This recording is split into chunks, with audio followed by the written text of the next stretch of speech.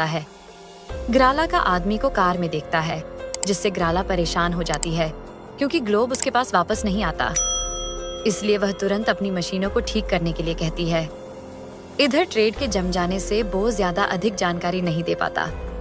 फिर कैलम जो को अपनी डिवाइस पर कोई सुराख चेक करने के लिए कहता है, जिससे जो को पता चलता है कि सेंटा का दूर हो चुका भाई ग्रायला के साथ काम कर रहा है, जो बताती है कि एमआर के पास उसके ठिकाने पर जाने की परमिशन नहीं है। लेकिन कैलम कहता है कि वो चोरी छुपे वहां पर जाएंगे।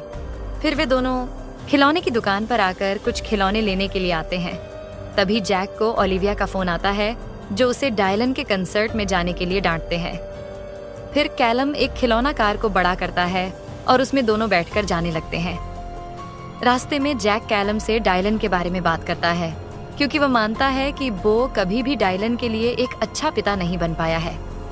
फिर ये दोनों सेंटा के भाई क्रैम्स के ठिकाने पर पहुंचते हैं और कैलम बताता है कि पहले दोनों भाई एक साथ रहते थे, लेकिन फिर क्रैम्स बच्चों को पनिश करने लगा, जो सेंटा को पसंद नहीं था, जिससे दोनों लोग अलग हो गए थे।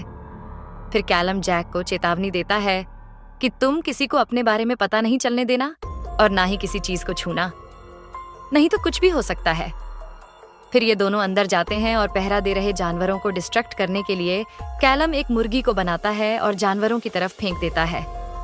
आगे जाने पर जैक गलती से क्रैम्पस के गुंडों को अपनी उपस्थिति का पता चल जाता है, क्योंकि उसने ठिकाने से एक सोने का टुकड़ा चुराया है, जिससे इन दोनों को कैद कर लिया जाता है और कैलम जैक को डांटता है।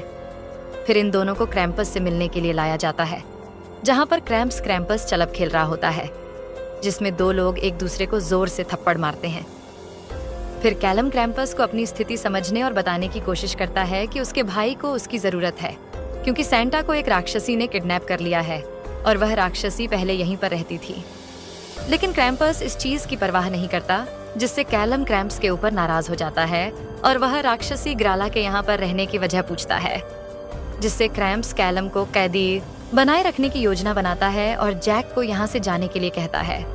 लेकिन तभी जैक क्रैम्पस को कैलम के साथ क्रैम्पस चलैब खेलने की चुनौती देता है। यदि क्रैम्पस जीता तो यह दोनों हमेशा कैद रहेंगे, और यदि कैलम जीता तो ये दोनों यहाँ से चले जाएंगे।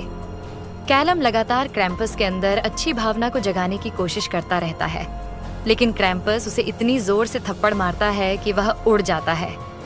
कैलम फिर से उसे थप्पड़ मारने लगता है। तभी जैक कैलम हाथ में ब्रेसलेट लगा देता है, जिससे वह क्रैम्पस को एक जोर का थप्पड़ मारता है और फिर दो खिलौनों को इनसे लड़ने के लिए बड़ा करता है, जिससे जैक और कैलम यहाँ से भाग जाते हैं। फिर बाहर आकर कैलम जैक की तारीफ करता है। जब दोनों अपनी कार से लौट रहे होते हैं तो उन्हें रास्ते में ग्राला द्वारा जैक के नाम से गिफ्ट मिलता है, लेकिन जैक कैलम को इसे खोलने से मना कर देता है। फिर जैक को डायलन का वीडियो कॉल आता है, जो इस बात से नाराज होता है कि जैक कंसर्ट में नहीं आया और उसे एक स्टूपिड सा गिफ्ट भेजा, जिसमें ग्लोब होता है। डायलन जैसे ही इसे छूता है तो वह गायब हो जाता है और जैक के पास भी कोई विकल्प नहीं होता, सिवाय इसके कि वो भी ग्लोब छू ले और डायलन के पीछे जाए। फिर जैक और डायलन अपने आप को उसी ग्लोब में कैद पाते हैं, जो ग्राला के ठिकाने पर होते हैं। ग्राला इनको देखकर बहुत खुश होती है और अपने आदमियों को और अधिक ग्लोब बनाने के लिए कहती है।